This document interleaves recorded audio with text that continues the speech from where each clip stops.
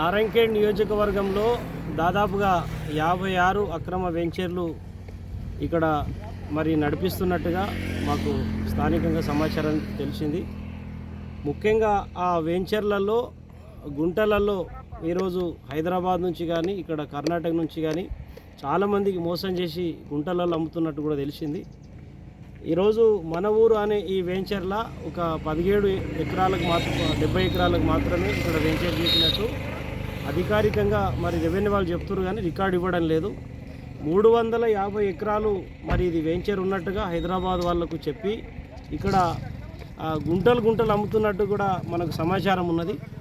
ముఖ్యంగా తహసీల్దార్ ఆఫీసర్లకు కానీ లేకపోతే ఆర్డీఓ ఆఫీసర్కి కానీ మరి డిఆర్ఓ కానీ జిల్లా రెవెన్యూ ఆఫీసర్ కానీ మేము విజ్ఞప్తి చేస్తున్నాం ఏంటంటే, మీ సమాచారం లేకుండా, మీ పర్మిషన్ లేకుండా, మీ అనుమతి లేకుండా ఇన్ని వెంచర్లు నడపడం అనంటే అంతర్గతంగా మీరు కూడా వారితో ఒప్పందం చేసుకున్నట్టుగా మాకు స్పష్టంగా అర్థమవుతూ ఉన్నది. ముఖ్యంగా అధికారుల ప్రోద్బలం లేకుండా, రాజకీయ ప్రోద్బలం లేకుండా ఏ వెంచర్ కూడా ఎక్కడ కూడా ఒక గుంట కూడా చేసుకోవడానికి వీలుండదు. ఈరోజు నారాయణఖేడ్లో పర్మిషన్ ఉన్న వాటికేమో కూల్ చేస్తున్నారు, 100 ఎకరాలలో పర్మిషన్ లేని వాటికి ఈరోజు కొనసాగిస్తున్నారంటే ఈరోజు ఎన్ని కోట్ల రూపాయలు ఈరోజు తారుమారు అవుతున్నాయో దీన్ని బట్టి మనం అర్థం చేసుకోవాలి. మీరు ముఖ్యంగా అధికారులుగా మీరు మరి మా కోఆపరేషన్ చేయకపోవచ్చు, ఒక సామాజిక కార్యకర్తలుగా, ఒక తెలంగాణ ఉద్యమకారులుగా, నేను అంటే లోకల్ వాళ్ళగా మరి మీరు మాకేం చేయకపోవచ్చు, కానీ తప్పకుండా ఈ అన్ని వెంచర్ల పైన తప్పకుండా కోర్టుకు వెళ్తాము, మరి ఎంక్వైరీ అడుగుతాము. జిల్లా కలెక్టర్ గారు కూడా ఏం చేయలేరనేటువంటి అనుమానం మాకు కలుగుతూ ఉన్నది.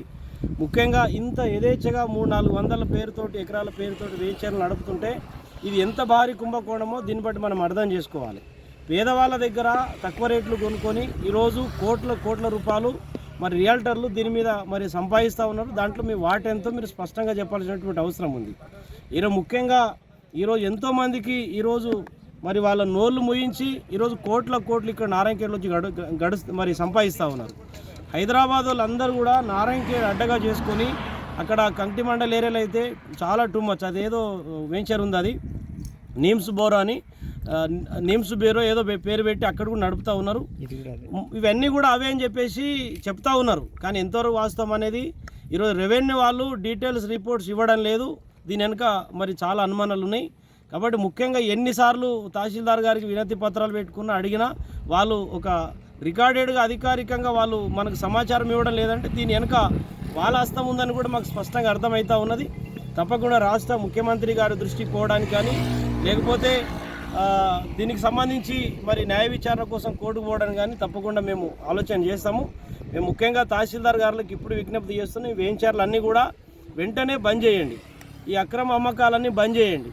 ఈరోజు నారాయణఖేడ్లో మీకు ఏమన్నా ఉంటే ఈరోజు అధికారులకు కానీ అనధికారులకు కానీ మేము చెప్పేది ఏంటంటే, మీకు ఏమన్నా ఉంటే 300-400 ఎకరాలలో పరిశ్రమలు ఏర్పాటు చేయండి, కంపెనీలు ఏర్పాటు చేసి ఇక్కడ ఉన్న లోకల్ యువతకి ఉపాధి ఉద్యోగాలు కల్పియండి. కానీ ఈరోజు నారాయణఖేడ్ భూములు ఇక్కడ తక్కువ దొరుకుతాయి. ఈరోజు సంగారెడ్డి దాడితే 3 కోట్లకు 5 కోట్ల ఎకరం దొరుకుతున్నది. ఇక్కడ 10-20 లక్షల కొనుక్కొని దాదాపుగా 1-2 కోట్ల రూపాయలు దాన్ని మరి 20 లక్షలకే 1-2 కోట్ల రూపాయలు అభివృద్ధి పొందుతూ ఉన్నారు, అంటే లాభం చేసుకుంటూ ఉన్నారు. అలాంటప్పుడు ముఖ్యంగా ఈరోజు ఇది ముమ్మాటికి అధికారుల తప్పు ఉందని స్పష్టంగా అర్థమవుతూ ఉన్నది. ఇంత యథేచ్ఛగా ఇన్ని స్తంభాలు వాతి, ఇంత జెండాలు పెట్టి, ఇన్ని కట్టుకొని 70 ఎకరాలు అధికారికంగా తీసుకుంటారని చెప్తున్నారు పర్మిషను, మరి లీగల్గా మరి 350 ఎకరాలు అని చెప్పేసి ఎట్లా ప్రచారం చేసుకుంటారు? మరి దీని మీద ఎందుకు తహసీల్దార్ స్పందించడం లేదు, ఆర్డీఓ గారు స్పందించడం లేదు? మేము ముమ్మాటికి మీరు స్పందించకపోవడానికి కారణం మీరు అందరూ కూడా మరి దీంట్లో ఏమన్నా వాళ్ళతో కుమ్మకైరేమో అనేటటువంటి అనుమానాలు ఉన్నాయి. మీరు వెంటనే ఒకవేళ దీనిలో చర్య తీసుకోకపోతే మాత్రం తప్పకుండా రేపు లేకపోతే ఎల్లుండి మరి జిల్లా కలెక్టర్ గారికి వినతి పత్రం ఇచ్చి అక్కడ ధర్నా కార్యక్రమం పెడతాము, తర్వాత అక్కడ ప్రెస్ మీట్ పెడతాము. ఒకవేళ కలెక్టర్ గారు స్పందించని పక్షంలో తప్పకుండా సోమాజిగూడ ప్రెస్ క్లబ్ హైదరాబాద్ కూడా ప్రెస్ మీట్ పెట్టి రాష్ట్ర ముఖ్యమంత్రి గారి దృష్టికి తీసుకుపోయే ప్రయత్నం చేస్తాము. ఆ ప్రయత్నం కూడా విఫలమైతే తప్పకుండా హైకోర్టులో మరి నేను ఒక తెలంగాణ ఉద్యమకారుల హక్కుల ఫోరం రాష్ట్ర అధ్యక్షుడిని, మరి మిత్రుడు ఏం పార్టీ ధర్మ సమాజ్ పార్టీ మరి వారు లోకల్ ఇన్ఛార్జి, మరి సంగారెడ్డి జిల్లా జనరల్ సెక్రటరీ, మేమిద్దరం కలిసి తప్పకుండా మరి కోర్టులో వేసి ఈ అక్రమాలపై మేము పోరాటం చేస్తాం. For more videos like this, subscribe Big TV channel.